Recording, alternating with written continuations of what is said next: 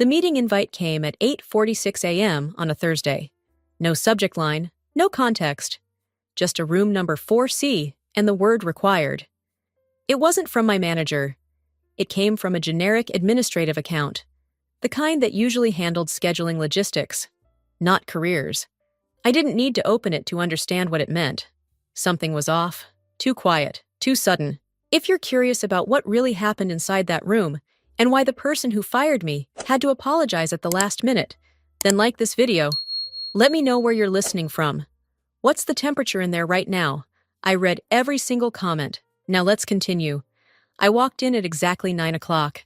Ethan Caldwell, our newly appointed CEO, was already seated at the head of the table.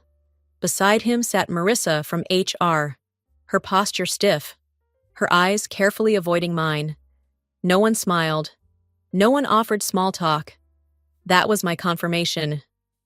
"Tracy," Ethan began, his tone wrapped in that polished corporate softness designed to cushion bad news, as part of our ongoing restructuring efforts to better align with future growth strategies. I stopped listening right there. I had heard enough versions of that sentence to know how it ended. Your role has been impacted. That was it. No pause, no acknowledgement, no mention of the contracts I had finalized just days ago, agreements worth over $22 million with partners in Dubai and Abu Dhabi. No recognition of the years I spent building trust across cultures most of this room couldn't even pronounce correctly. I glanced at Marissa. She looked down. They had already decided. I didn't argue. I didn't defend myself. I simply took the envelope she slid across the table, severance details. A sterile thank you line. Nothing more. Good luck, Ethan added. I nodded once. You too.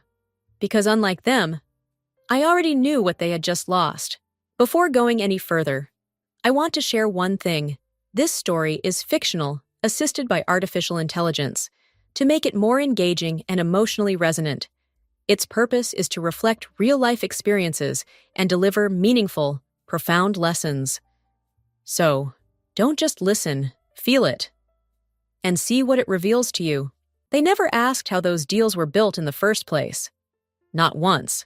Not during onboarding. Not in performance reviews. Not even when the contracts kept renewing like clockwork.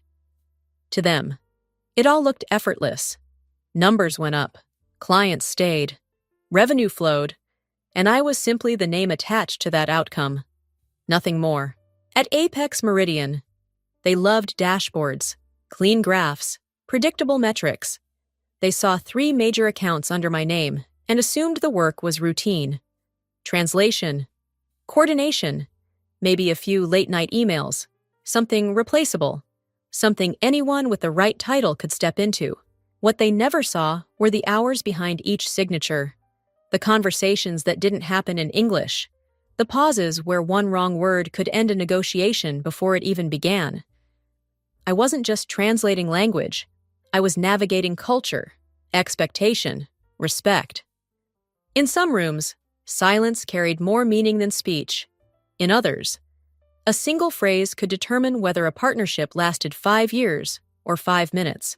They didn't know I had spent years in Doha and Muscat, learning how trust was built long before contracts were signed. They never read the notes I wrote in Arabic, carefully shaping legal intent so it aligned with local customs. They didn't see the messages from clients who trusted me, not because of my title, but because I understood what couldn't be written in standard agreements. To leadership, it was simple: revenue in, stability maintained, replace the person, keep the system. But there was no system. There was only me. And the moment they reduced everything I did to numbers on a spreadsheet, they made the kind of mistake that doesn't show up immediately, the kind that waits quietly until the structure they thought was solid starts to collapse from the inside.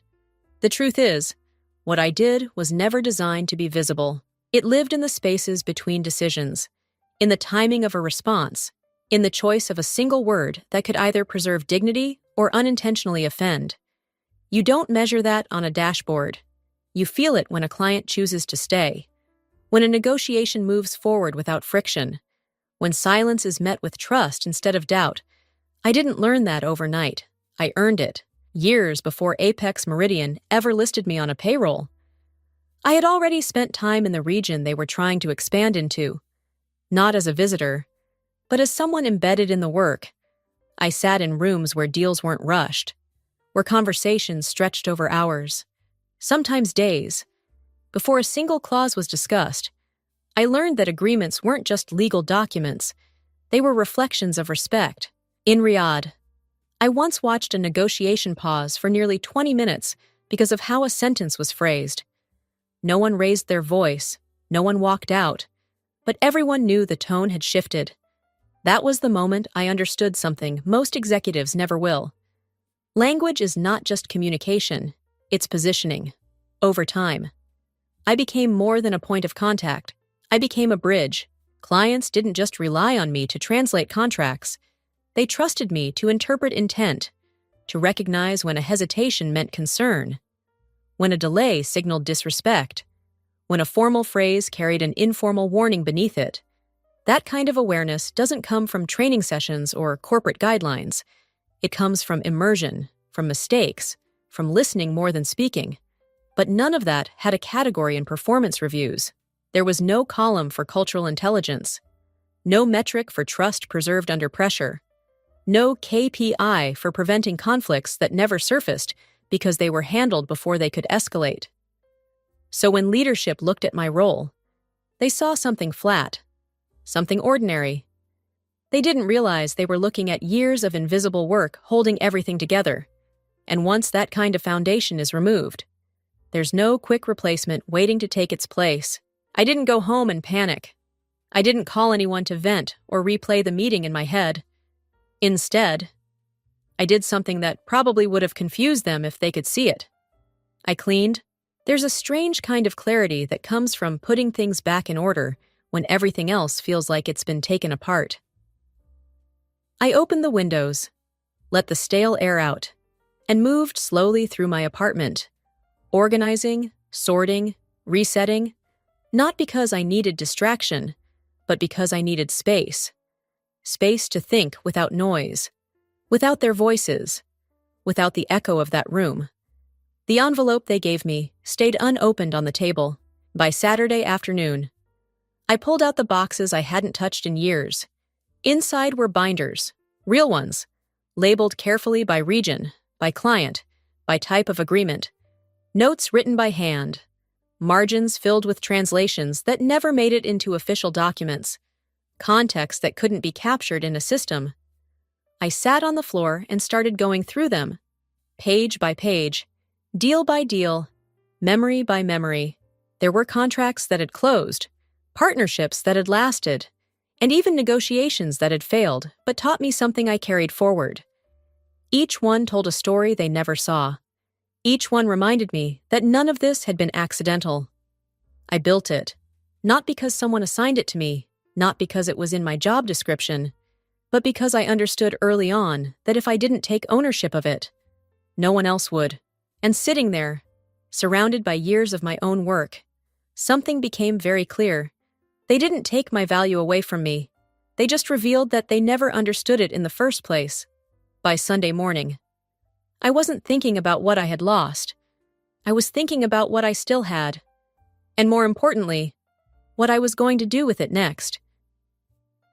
The message came in quietly, almost like it didn't want to interrupt. Sunday afternoon, 2:17 p.m. The name caught my attention immediately. Daniel Mercer. We had met 2 years earlier at an industry conference in Singapore, back then. He was building something small, a data-driven healthcare firm called Novacor Analytics. It didn't have the prestige or reach of Apex Meridian, but it had something rare. Intent. His message was simple. I heard what happened, if you're open to it. I'd like to talk. We're building something that needs exactly what you bring. No long pitch, no exaggerated promises, just clarity. I read it once, then again. Not because I was unsure, but because I recognized the difference immediately. Daniel wasn't reaching out because of a vacancy. He was reaching out because he understood value. We scheduled a call for Monday morning. While Apex Meridian was preparing for meetings, they assumed would go as planned. I was reviewing everything I could find about Novacor. Their structure was lean, their systems unfinished, their expansion into the Middle East still in early stages, but unlike my former company, they weren't pretending to have all the answers. They were asking the right questions. That mattered more than scale. When we spoke, Daniel didn't ask about my resume. He didn't ask why I was let go. He asked how I approached trust, how I handled negotiations where language wasn't the main barrier, how I decided when to speak and when to stay silent. For the first time in a long time, I wasn't explaining my role. I was being understood. By the end of the call, there was no formal offer yet, no contract discussed, but there was alignment, a shared understanding of what the work could become if it was built correctly. I wasn't interested in going back. I wasn't interested in proving anyone wrong. This wasn't about revenge. It was about finally stepping into a space where what I knew how to do actually mattered. Monday arrived exactly the way they expected it would. Perfectly scheduled, carefully staged, every detail arranged to create the illusion of control. At 9 a.m., 3 black cars pulled into the front of Apex Meridian's headquarters. The delegation from the Gulf stepped out with the same quiet confidence I had come to recognize over the years. Leading them was Sheikh Khalid Al Mansour, accompanied by 2 senior advisors and a translator who, from experience, I knew would barely speak unless necessary. Inside the main conference room, Ethan Caldwell stood near the screen, posture firm, expression composed. Marissa was there, along with 2 department heads who had likely spent the weekend rehearsing talking points they didn't fully understand. Everything looked right, except for one thing: me. They began the meeting with formal greetings, followed by a polished presentation. Slides moved, numbers appeared, words like growth, alignment, and scalability filled the room. For a moment, it almost worked. Then Sheikh Khalid raised his hand. The room fell silent immediately. He didn't look at the screen. He didn't look at the data. He looked directly at Ethan. "Where is Tracy Cooper?" There was a pause. Not long, but long enough. Ethan blinked. Just once, then forced a polite smile. "Tracy is no longer with the company, but we've assigned a highly capable team to continue supporting this partnership." No one moved. The translator didn't translate, because he didn't need to. Sheikh Khalid held Ethan's gaze for a second longer, then turned slightly to his advisors and spoke a short sentence in Arabic. Calm, measured, final. Chairs shifted, not abruptly, not dramatically, just enough to signal the end. The meeting was over before the next slide could load. Ethan tried to recover, offering to continue the discussion, to clarify, to adjust, but the delegation was already standing, at the door. Sheikh Khalid paused briefly. "Trust is not transferable," he said quietly. Then they left. No raised voices, no confrontation, just absence. And with it, the quiet collapse of a deal worth more than anything they had prepared for that morning. I didn't hear about what happened through any official announcement. There was no company-wide email, no urgent meeting invite, no statement from leadership explaining what went wrong. At Apex Meridian, silence was always the first response to failure. I heard it through fragments. A message from someone in legal. They walked out. A missed call from Jason in compliance. He didn't leave a voicemail, but he didn't need to. The timing said enough. Then a screenshot from a former colleague. Ethan standing behind the glass wall of the conference room, hands on the table, staring at the empty chairs where the delegation had been sitting just minutes before. That was when it started to spread. Not loudly, not publicly, but fast. Within hours, the ripple moved across departments. The Gulf contracts weren't just delayed, they were gone. One deal canceled outright, 2 others frozen mid-renewal, a 4th partner requesting reevaluation of engagement terms, which in that region was a polite way of saying trust had already been broken. No one said my name in writing, but everyone was thinking it, inside the company. Meetings multiplied, Closed doors, tight schedules, long discussions that led nowhere. People trying to explain something they didn't fully understand. Trying to fix something they didn't even realize had a human foundation. Because to admit the truth would mean admitting they made a decision without understanding its impact. And that kind of mistake doesn't look good in reports. So instead, they focused on surface solutions, reassign the accounts, bring in external consultants, adjust communication strategies, rewrite proposals. None of it worked, because the problem wasn't structural, it was relational. And relationships don't come back just because you schedule another meeting. By the end of the day, what they lost wasn't just revenue, it was credibility.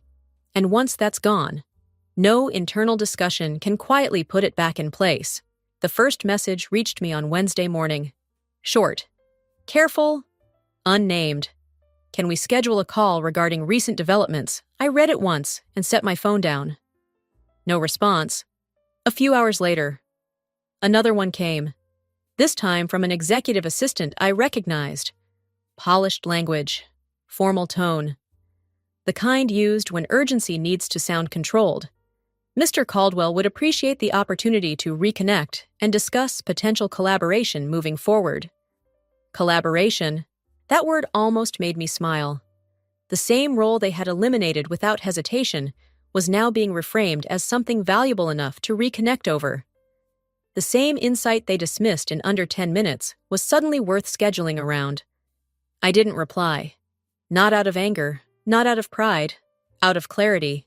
Because once you've been removed that quickly, that quietly, you understand something most people learn too late.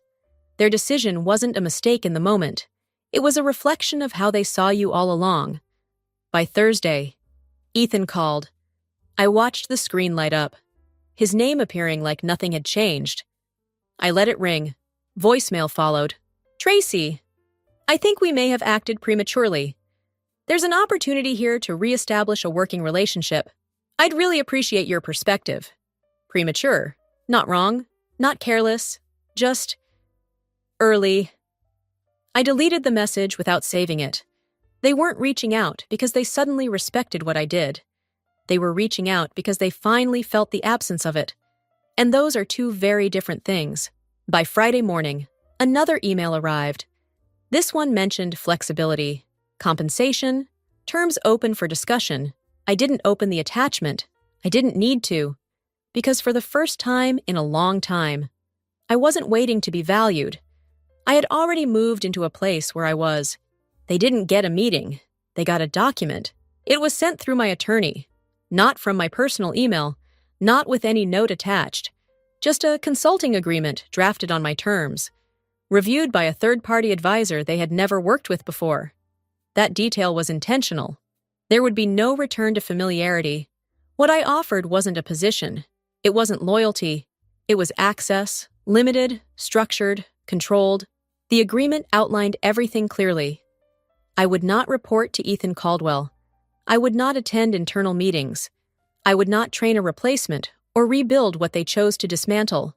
My role, if accepted, would exist entirely outside their system. I would advise only on active client-facing matters. Nothing internal, nothing performative. The rate was double what they had paid me before. The timeline was fixed. The boundaries were absolute. They signed within 48 hours. Not because they agreed with it, but because they didn't have leverage anymore. The damage had already started spreading beyond what they could contain. Calls weren't being returned. Messages were being delayed, and in that region. Delay is rarely accidental. Meanwhile, at Novacore Analytics, everything moved differently. Daniel gave me full autonomy from the start. No unnecessary titles. No layers of approval that slowed decisions down. I was brought in as a strategic lead, not as a support function. The difference was immediate. We weren't trying to patch broken relationships. We were building new ones correctly. I led 2 expansion initiatives into the Gulf market, restructuring communication frameworks to align with cultural expectations instead of forcing standard models into unfamiliar territory. We adapted processes, not just language. Within weeks, conversations that had stalled elsewhere began to move forward with us. Not because we pushed harder, but because we understood better, and for the first time. My work wasn't invisible. It was recognized exactly where it mattered. The last time Apex Meridian attempted to re-enter the Gulf market. They sent a proposal without a name attached. No liaison, no point of contact, just a polished deck. A list of deliverables, and a company logo stretched across every slide as if branding alone could replace presence. The response came back in less than 24 hours. We appreciate the submission. However, we do not proceed without cultural assurance. It was formal, respectful, but unmistakably clear.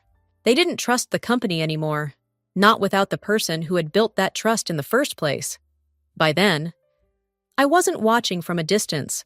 I was leading negotiations on the other side, at Novacore Analytics. My name was no longer hidden in email threads or buried in internal documents. It was placed exactly where it belonged on the agreements, in the conversations, in the decisions that mattered. Clients didn't ask what my title was. They asked if I would be involved, because over time, something had shifted. I was no longer just part of the process. I was the reason the process worked, and Apex Meridian finally understood something they should have recognized from the beginning. You can replace a role, you can restructure a team, you can rewrite strategies and rebuild departments, but you cannot replace trust. You cannot replicate years of understanding with a new hire or a better presentation. Some value doesn't show up in reports. It doesn't fit into performance metrics. It lives in relationships, in judgment, in the quiet decisions that prevent problems before they exist. That kind of value only becomes visible when it's gone. I never needed to prove them wrong. I just needed to keep moving forward. Because in the end, the strongest position isn't the one where you fight to stay. It's the one where your absence speaks so clearly that no explanation is needed. Have you ever been in a situation where you gave everything to your job, built relationships, solved problems no one else could, only to be let go like you didn't matter if that's happened to you? I'd really like to hear your story. Share it below. Looking back, I realize I didn't lose anything that day. I simply outgrew a place that couldn't see what I brought to the table, and maybe you've been there too, undervalued, overlooked, or replaced without a second thought. But that doesn't mean you're replaceable. It just means you were in the wrong room. Through this story, I've learned 3 powerful lessons. First, never let others define your value, especially when your greatest strengths aren't visible on a report or easy to measure.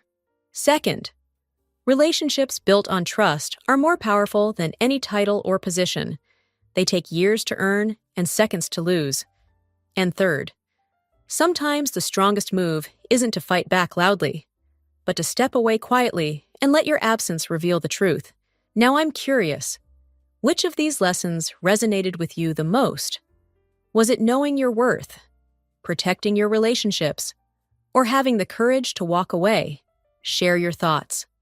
I truly read every comment, and your perspective might help someone else see their own situation differently. If this story spoke to you, I'd love for you to be part of this community. A simple like, a comment, or sharing this video can help this message reach someone who needs it today. And if you want more real, meaningful stories like this, consider subscribing. Your voice matters here and together. We're building something far more valuable than just views. Welcome to Boardroom Revenge Stories, a channel focused on workplace conflict, corporate betrayal, power struggles, and quiet justice. Our stories follow a structured workflow to deliver a consistent, immersive experience. We start by analyzing real discussions on Reddit, Facebook, Quora, and blogs. Next, we craft original scripts using AI tools like ChatGPT. We then use 11 Labs to transform text into high-quality voice and edit everything in CapCut for a smooth, cinematic finish. Thumbnails are designed with Canva, and every video is carefully reviewed before release. These stories go beyond entertainment, revealing how power truly